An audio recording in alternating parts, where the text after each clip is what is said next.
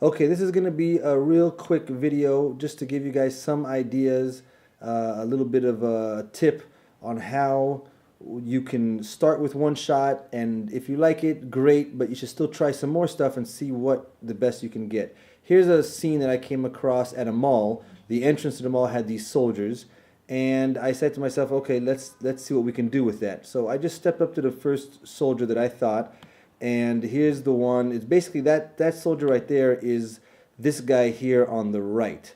It's the first one, and I figured I'd go right up to him, get him in focus, and purposely I angled it in a way where you can see the rest of the soldiers going down the line.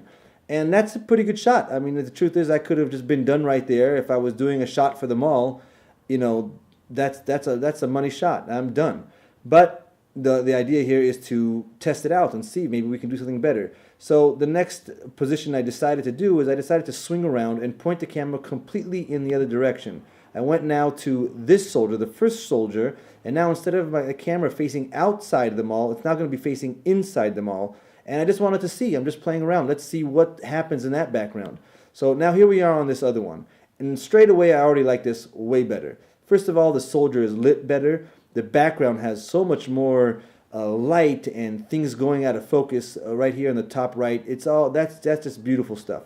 So again, I could be done there, but I said to myself, you know what? This soldier here on the front, I don't see his eyes, I don't see his face, and he's kind of in the dark. Maybe we can do better than that. But I don't know. I'm not that much of a pro. I can't look easily at all the soldiers and know exactly who's lit best and who's not. So I'm going to just grab my camera and go to another shot. So going back to our reference, our wide shot, now the next shot is that I decided to go to this first soldier, and let's see what that gives me. And here we are. We step up to him, and actually I like this better than the first shot, but not better than the second shot. I like the way the soldiers are lined up. I like they seem to be lined up much better. But again, that first soldier, the one that the focus is on, he seems too dark for me.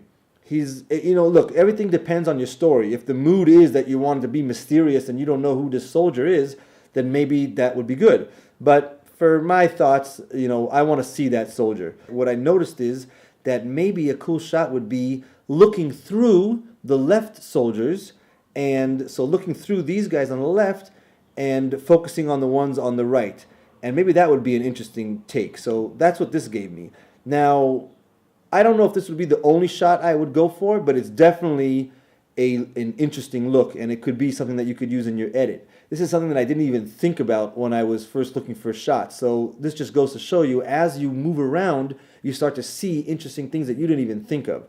So the next thing that was on my mind after these first few shots, the main thing that was bothering me is that the soldiers weren't lit enough, and the background, I don't know, there was some interesting areas and some not. And it hit me that if I was pointing more upwards with the camera, a few things might happen. So let's look what happens. This first soldier, what I decided to do is I went back to the other side. I went back to this right side to the front soldier, and I went a little bit lower, pointing the camera up, because I noticed that up high there's all kinds of lights and stuff. So I wanted to see what that was going to give me.